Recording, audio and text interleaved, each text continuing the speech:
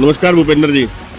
चलती बारिश के दौरान आज वार्ड के दौरे पे आप हैं और इस कड़ी में मौजूद हैं आप बाग वाले मोहल्ले के अंदर, जहां पर मैं खुद पानी के अंदर खड़ा हूं, आप लोग भी पानी के अंदर खड़े हैं और बारिश अभी हो ही रही है लगातार। और जो हालात भादुगढ़ के बने हुए हैं पिछले दिनों से कि प्रशासन अलर्ट पे है, रेड अलर्ट दिया हुआ है। और आज तो यूँ मानिए कि आप डेडलाइन है कि जो बदरों है, जो आपकी मंगेशपुर ड्रेन है वो टूटी हुई है, उसकी वजह से तमाम कॉलोनियों में पानी भरा हुआ है, आपकी कॉलोनी में भी पानी भरा हुआ है। तो क्या कहना चाहेंगे? देखिए, हैरानी की बात है, लगभग 3 साल हो गए हैं नगर परिषद बोर्ड को गठित हुए और 3 साल से हम एक ही चीज़ सुनते आ रहे हैं कि नगर परिषद के अधिकारी प्रशासन बारिश से बचने के लिए सैकड़ों करोड़ों रुपए शहर में बर्बाद कर रहे हैं, सैकड़ों करोड़ों रुपए। हर साल ये दिन हमें देखना पड़ता है बारिश के मौसम में। और ये तो आप जानकर के रहना चाहोगे, महज 15 मिनट की बारिश है। 15 मिनट की बारिश में यहाँ तक पानी आया हुआ है, 2-2, 2.5 फुट का पानी आया हुआ है। अगर भगवान ना करे जो हालात बाकी प्रदेश के कोने में चल रहे हैं, चाहे वो सिरसा फतेहाबाद है या हमारे पंजाब का इलाका है या जो दिल्ली का भी इलाका है, अगर वैसी बारिश यहाँ होगी तो रहने लायक शहर बचेगा नहीं।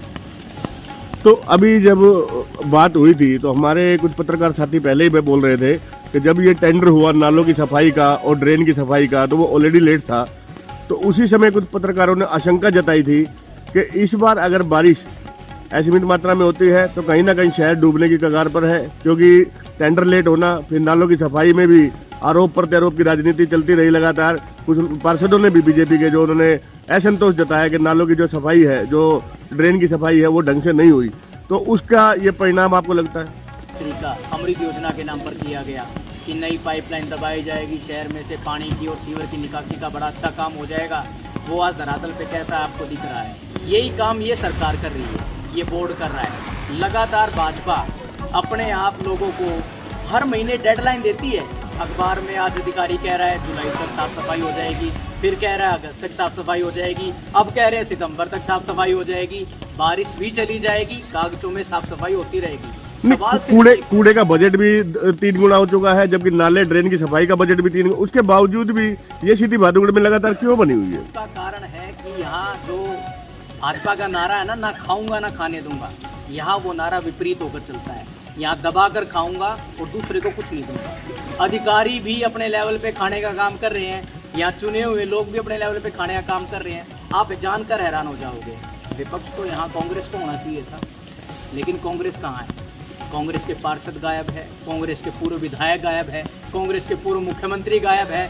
बहादुरगढ़ के अगर मैं खासकर जिक्र करूं तो मंगेशपुर डैम का उसका मान लो, नाले का मान लो, या आप मान लो ठीक की तरफ जाओगे आप वहां से पानी का मान लो, या आप सेक्टर 6 का मान लो। हालात क्या हो रखे हैं शहर के? ये विकसित बहादुरगढ़ है क्या? दिल्ली से लगता हुआ शहर और उसके हालात इतने बदतर हैं। आपने अभी जिक्र करा इस इलाके का, पूरे शहर का पानी इस इलाके में आता है। तो अधिकारियों की सबसे पहली प्रायोरिटी तो ये होनी चाहिए कि इस इलाके को ठीक किया जाए, लेकिन नहीं। क्यों? क्योंकि करोड़ों रुपए खाने हैं। हर महीने 2-3 महीने बाद अखबार में एक स्टेटमेंट आ जाती है, नालों की सफाई के लिए टेंडर लगा दिया। तो लोगों की जो उम्मीद थी ट्रिपल इंजन की सरकार और अमृत काल और दिव्या नगरी भादुगढ़ को कहा गया है, तो उसकी क्या हवा निकलने को है? ये हवा नहीं निकली है, ये तो बिल्कुल टायर पुश हो गया है और 3 साल लोगों ने देख लिया है। मैं फिर जनता को ये बात कहना चाहता हूँ कि जो अपना होता है वो आपके बीच रहता है, 24 घंटे आपकी आवाज़ उठाता है।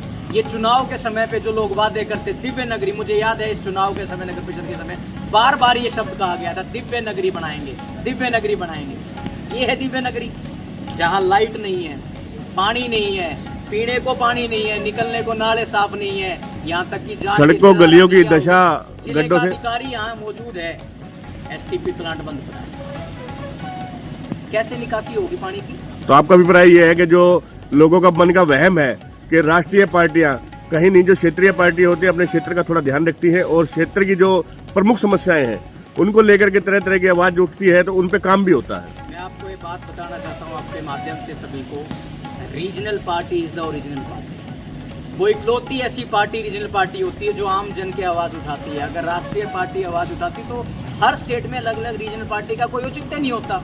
ये बनी किस लिए हुई है? ये आपकी आवाज़ मजबूत करने के लिए बनी हुई है। ठीक है, समय खराब है, आज हमारी सरकार नहीं है, लेकिन वो दौर याद करें लोग 20 साल पहले जब इंडियन नेशनल लोकदल की सरकार थी, चौधरी नफे सिंह राठी जी यहाँ से एमएलए थे, या चौधरी नफे सिंह राठी जब चेयरमैन हुआ करते थे, क्या ये समस्याएं थी? अगर थी तो उसका निवारण भी हुआ, नहीं हुआ तो लोगों ने बदलाव भी किया। लोगों ने 10 साल कांग्रेस को भी देखा, लोगों ने 10 साल भाजपा को भी देख लिया, लेकिन उनको मिला क्या? मैं इसलिए आपके माध्यम से कहना चाहता हूँ, ये हमारे खून पसीने की कमाई का पैसा है, ये टैक्स का पैसा है जो हम नगर परिषद को देते हैं, जो हम हरियाणा सरकार को देते हैं, जो नेशनल सरकार को देते हैं, लेकिन उसके बदले अगर हमें 2.5-3 फुट का पानी मिल रहा है मैच 15 मिनट की बारिश पे, तो ये सोचने का। जहाँ देश 21वीं सदी में चल रहा है, विश्व गुरु बनने के लिए यहाँ पे नारा लोगों को लगवा रहे हैं कि यहाँ भी विश्व गुरु बन चुका है। जहाँ इंसान चांद पर अगर प्लाट बेच सकता है, तो क्या ये समस्या है सीवर की जो ये पानी भर रहा है, क्या ऐसा पॉसिबल है कि भाई ये समस्याओं का निदान ना हो? इसका मतलब हमारे अधिकारियों की नज़रों में बहादुरगढ़ की कीमत चांद से ज़्यादा है, इसीलिए हमें ये दिन देखने पड़ रहे हैं। अगर चांद पे जाना इतना आसान मान लिया उन्होंने, तो ये तो कोई समस्या ही नहीं है। ये तो महज 15 दिन का काम है, सिर्फ नालों की सफाई तो करनी है, और क्या करना है। कुल मिला के सरकार के अच्छे दिनों के दावे की पोल खुलती नजर आ रही है। क्या अपील करना चाहेंगे? मेरी तो सरकार से एक ही अपील है, बेशर्मी अपनी बंद कर दे। अधिकारी काम करना चाहते हैं, अधिकारी को छूट दो। कमीशन खोरी जो चल रही है उसको बंद करवा दीजिए, और अगर नहीं करवाओगे तो ये जनता ही है जिसने आपको आज आसमान पे बिठाया, अगले चुनाव में आपको धरती पे भी दे मारेगा। धन्यवाद।